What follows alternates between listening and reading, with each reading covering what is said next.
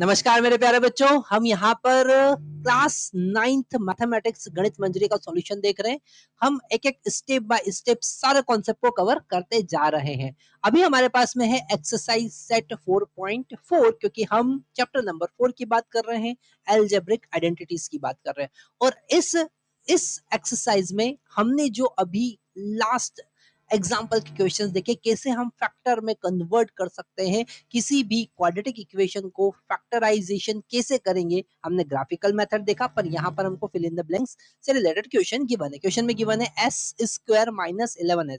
हम यहाँ पर अगर आप एनसीईआरटी ओपन करेंगे तो पेज नंबर 81 पर आपको एक्सरसाइज मिलेगा, एक्सरसाइज सेट पॉइंट 4.4, और उसका फर्स्ट क्वेश्चन हम देख रहे हैं, fill in the blanks to complete the following identities. First part है यहाँ पर S square minus 11s plus 24 को फैक्टर में हमको कन्वर्ट करना है। फर्स्ट वाला प्रॉब्लम हम सॉल्व कर रहे हैं, problem number 1, S square minus 11s plus 24। ठीक है, अब हम यहाँ पर इस माइनस 11 को दो पार्ट में कन्वर्ट करेंगे। ठीक है, और उनका प्रोडक्ट आना चाहिए 24। तो अगर हम पहला -1 और प्लस -10 लिखते हैं तो इनका प्रोडक्ट अगर हम देखेंगे तो हमको मिलेगा 10। ठीक है, जो कि हमारा कॉन्सेप्ट को सेटिस्फाई नहीं करेगा, यहाँ पे प्रोडक्ट 24 नहीं आ रहा है। फिर अगर हम दूसरा -2 प्लस 11 है तो -9 आएगा, है ना।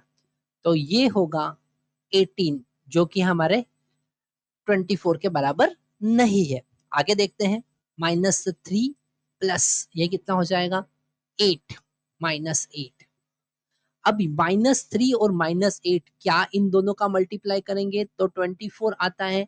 हाँ, मतलब इसके फैक्टर होंगे -3 और -8। तो हम इसे लिखेंगे X square plus A plus B, okay, into X plus A into B, है ना। तो इसका आंसर क्या होगा, एस स्क्वायर। तो यहाँ पर एक्स की जगह पर हमको एस लिखना पड़ेगा। ठीक है, तो हम लिखेंगे s square minus 11s plus 24 is equal to, दो फैक्टर हमारे पास में आए तो s square plus -3 -8 into s plus 24 हमको मिलेगा, जिसको हम लिख सकते हैं -3 इंटू -8। ओके, तो ये हमारा, अगर इसे फैक्टर में हम डिवाइड करेंगे तो क्या लिख सकते हैं, लिख सकते हैं s -3 इंटू s -8। ठीक है, तो ये फैक्टर हो गया। ठीक है, तो यहाँ पर पहला वाला पार्ट हमारा सॉल्व हुआ। आप सेकंड वाले पार्ट की तरफ जाते हैं। पहला वाला पार्ट बिल्कुल ध्यान से आप समझ लीजिए कैसे हम ट्रिक यूज कर रहे हैं, आपको स्टेप बाय स्टेप जाना है, तभी आप एग्जैक्ट सॉल्यूशन फाइंड कर पाएंगे। ठीक है, और जब प्रैक्टिस करेंगे तो ऑटोमेटिकली वो समझ में आने लगेगा कि कैसे आप उसको फैक्टर बना सकते हैं। नेक्स्ट क्वेश्चन, सेकंड वाला पार्ट हम देख रहे हैं। ठीक है, सेकंड वाले पार्ट में वो कह रहे हैं कि फिल इन द ब्लैंक्स, एक फैक्टर जो है आपको फाइंड करना है, दूसरा फैक्टर x प्लस 1 है। ओके, इज इक्वल टू हमको मिल रहा है 3x स्क्वायर -4x -7। ठीक है, अच्छा यहाँ पर अगर आपको ऐसे एल्जेब्रिक एक्सप्रेशन जो होते हैं उनको डिवाइड करते अगर आता हो, तो यहाँ पर जैसे ही आप x प्लस 1 से इसको डिवाइड करेंगे आपके पास आंसर फटाफट आ जाएगा। पर चूंकि अभी आप 9th ग्रेड में हैं और ये सारे कॉन्सेप्ट 10th ग्रेड में 11th ग्रेड में आते हैं, जो अभी हम नहीं समझ रहे हैं, पर ये एक कॉन्सेप्ट भी है जिसमें आप इसको डिवाइड कर सकते हैं, है ना। मतलब दो एल्जेब्रिक एक्सप्रेशन का डिवीजन पॉसिबल है। ठीक है, तो यहाँ पर अब हमको अगर 3x माइनस 4 माइनस 7, ठीक है, इसको फैक्टर में कन्वर्ट करना है, एक x होना चाहिए। ठीक है, तो डेफिनेटली यहाँ पर 3x स्क्वायर बनाने के लिए यहाँ पर एक फैक्टर हमारे पास में होना चाहिए 3x। ओके, और यहाँ पर मल्टीप्लीकेशन हमारे पास -7 बनाना है हमको। ठीक है, और 4x बीच में आना चाहिए। तो हम यहाँ पर एक काम करते हैं, इसे अगर 3x प्लस ए लिख देते हैं, ठीक है, plus A, 3x plus A into X plus 1। ठीक है, अब इनका मल्टीप्लीकेशन करते हैं तो हम लिख सकते हैं 3x स्क्वायर, और फिर a का मल्टीप्लाई करेंगे, यहाँ पर ये हो जाएगा 3x, फिर a का अंदर मल्टीप्लाई करेंगे तो ax। ओके, फिर यहाँ पर a का मल्टीप्लाई करेंगे तो a, तो ये 4 टर्म हमारे पास में आया। अब हम कंपेयर करेंगे तो हमको मिलेगा 3x square plus 3 plus A into X plus ए, है ना? तो यहाँ पर a का वैल्यू हमको क्लियरली समझ में आ रहा है कि -7 होना चाहिए अगर हम कंपेयर करते हैं तो। ओके, और यहाँ पर अगर a का वैल्यू हम -7 पुट करेंगे तो हमको -4 मिल जाएगा।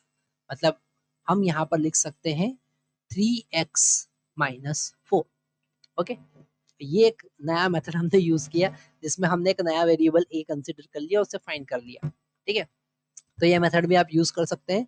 यहाँ पर एक जो कोफिशिएंट है 3, वो तो हमको पता चल गया कि यहाँ पर 3x है तो 3x होना चाहिए, 3x स्क्वायर है तो। पर यहाँ पर ये -4 आया, ये कैसे आया? a का वैल्यू -7 से। ठीक है, ओह सॉरी, हमने यहाँ पे गलत कर दिया। a का वैल्यू आपके यहाँ पे आएगा -7। ठीक है, तो ये कैसे आया वो हमने सीखा। सेकंड पार्ट हम देखते हैं। यहाँ पर लिखा है हमारे पास में 10x स्क्वायर, सी वाला थर्ड वाला पार्ट हम देखते हैं। ठीक है, तो यहाँ पर लिखा है 10x square -11x plus 6 is equal to fill in the blanks. और दूसरा फैक्टर, अच्छा यहाँ पर एक फैक्टर दे रखा है 2x माइनस, यहाँ पर इसका वैल्यू हमें फाइंड करना है। और दूसरा यहाँ पर फर्स्ट टर्म जो है वो फाइंड करना है +2। ओके, तो फिर हम कंपेयर करके यहाँ पर सॉल्व कर सकते हैं। ठीक है, अब अच्छा यहाँ पर अगर 10x स्क्वायर आ रहा है, इसका मतलब यहाँ पर 5x आना चाहिए, क्योंकि 2x into 5x 10x square बनेगा। तो एक पार्ट तो हमको समझ में आ गया कि यहाँ पर हमारे पास में 5x आना चाहिए। ठीक है, अब आपको समझ में आ रहा होगा कि 5x क्यों लिखा वहाँ पे, क्योंकि 5x जब हम इस 2x और 5x का मल्टीप्लाई करेंगे तो 10x स्क्वायर आएगा। ठीक है, आगे देखते हैं। अब हमको यहाँ पर ये टर्म मिल गया तो इसे हम अब a पुट कर लेते हैं, है ना? अब मल्टीप्लाई करते हैं और कंपैरिजन करते हैं। तो हमको मिला 2x minus a into 5x plus 2, है ना? मल्टीप्लाई करेंगे तो हमको मिलेगा 10x स्क्वायर, है ना? इस 2x का 5x में मल्टीप्लाई किया, फिर इस 2x का 2 में मल्टीप्लाई करेंगे तो हमको मिलेगा 10x, फिर माइनस a का 5x में मल्टीप्लाई करेंगे तो माइनस 5ax मिलेगा, और माइनस 2a। अब कंपेयर करेंगे तो यहाँ पर -2a इक्वल टू 6 हमको मिल रहा है ना? मतलब a का वैल्यू -3 हमको मिलेगा। ठीक है, हम कंपेयर कर रहे हैं कि ये जो कांस्टेंट टर्म है ये 6 है, तो कांस्टेंट टर्म क्या है? 6 से कैसे बनेगा? -3 से। वैसे हम डायरेक्टली भी यहाँ पर सॉल्व कर सकते थे कि अगर यहाँ इन दोनों का मल्टीप्लाई करने पर हमको कांस्टेंट टर्म मिलता है, ये जो लास्ट के दो टर्म है इनका मल्टीप्लाई करने पर हमको कांस्टेंट टर्म मिलता है, तो 6 आना चाहिए, इसलिए -3 होना चाहिए। तो a का वैल्यू -3 होगा। ठीक है, तो इसे आप ट्राई कर सकते हैं। ठीक है, फोर्थ वाला प्रॉब्लम हम देखते हैं। उसके लिए थोड़ा सा हमको बोर्ड को क्लीन करना पड़ेगा। ये सारे एग्जाम्पल अच्छे से आप समझ लीजिए। सारे क्वेश्चंस बड़े इंपॉर्टेंट है, क्योंकि इसी पे बेस्ड आपके एग्जाम में भी क्वेश्चन बनने वाले हैं। तो नेक्स्ट हमारे पास में है फोर्थ प्रॉब्लम। ठीक है, फोर्थ प्रॉब्लम, और वो है 6x square plus 7x plus 2। 6x square plus 7x plus 2, और इसको हमको फैक्टराइज करना है। ठीक है?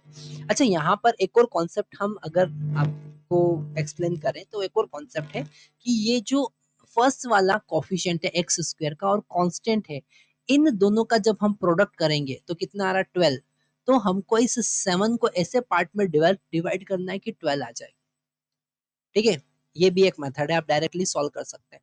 इस 7 को हमको ऐसे पार्ट में डिवाइड करना है कि इन दोनों का मल्टीप्लीकेशन आ जाए। तो इन दोनों का मल्टीप्लाई 6 इंटू 2 12 आना चाहिए। तो यहाँ पर 7 को हम डिवाइड करेंगे 3 प्लस 4 में। जब 3 प्लस 4 में डिवाइड करेंगे तो हमको इनका मल्टीप्लीकेशन कितना मिलेगा? 12। तो इस 7 को हम डिवाइड कर सकते हैं।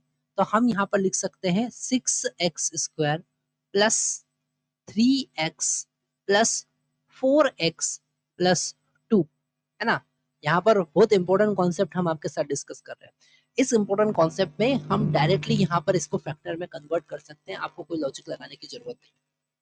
तो 6x² और यहाँ पर जो x स्क्वायर का जो कोफिशिएंट है उसका मल्टीप्लाई आप कांस्टेंट के साथ करेंगे, जो प्रोडक्ट आपको मिल रहा है वो 7 को जो 2 पार्ट में डिवाइड करेंगे उसका प्रोडक्ट के बराबर होना चाहिए। तो हमने इस 7 को 3x प्लस 4x लिखा। अब यहाँ पर ये जो एक और नया कॉन्सेप्ट बता रहे हैं, ये भी बहुत इंपॉर्टेंट है, हमेशा काम आएगा। 3x कॉमन लिया आपने, तो यहाँ पर 3x कॉमन गया तो ये बचा 2x, और यहाँ से 3x गया तो प्लस 1 बचा। सेम एज इट इज, अगर यहाँ से 2 आप कॉमन लोगे तो हमको मिलेगा 2x प्लस 1, क्योंकि यहाँ पर 4x था, 2 बाहर आया तो 2x बचा, और यहाँ पर 2 था, 2 बाहर आया तो 1 बचा। अब 2x प्लस 1, 2x प्लस 1 इन दोनों में से हम कॉमन ले लेंगे, तो 2x प्लस 1। अब यहाँ से ये तो बाहर गया, बचा कितना 3x, और यहाँ से ये 2x प्लस 1 बाहर आया, बचा कितना 2। तो ये हो गया फैक्टर, ये हमारा आंसर है। ठीक है, तो यहाँ पर आप लिख सकते हैं क्या होगा आंसर आपका, आंसर होगा 2x plus 1 into 3x plus 2। आप यहाँ पर फैक्टर करके चेक भी कर सकते हैं कि आंसर आ रहा है या नहीं आ रहा। ठीक है, तो एक नया मेथड आज हमने और सीखा, क्योंकि यहाँ पर जो एक्सरसाइज के क्वेश्चन है वो थोड़े से लॉजिकल क्वेश्चन उन्होंने दिए हैं, तो ये सारे समझना बहुत ज़्यादा जरूरी। जो कॉन्सेप्ट हम बता रहे हैं अगर आप सीख जाते हैं एक बार, तो ये आपका आगे, आप जितना भी आगे पढ़ते जाएंगे हमेशा ये कॉन्सेप्ट आपकी हेल्प करेंगे। केवल और केवल 9th और 10th या फिर 11th या 12th में नहीं, आप आगे इंजीनियरिंग करेंगे या फिर आगे आप ग्रेजुएशन, पोस्ट ग्रेजुएशन जो भी डिग्री आप करते हैं वहां पर भी ये कॉन्सेप्ट बेसिक, जिसको हम कहते हैं बेसिक मैथमेटिक्स, जिसको हम एप्टीट्यूड कहते हैं, जिसको हम रीजनिंग कहते हैं, वो पूरा भर के हमारे 9th और 10th में आता है। तो ये बहुत इंपॉर्टेंट चीज़ है जो हम डिस्कस कर रहे हैं।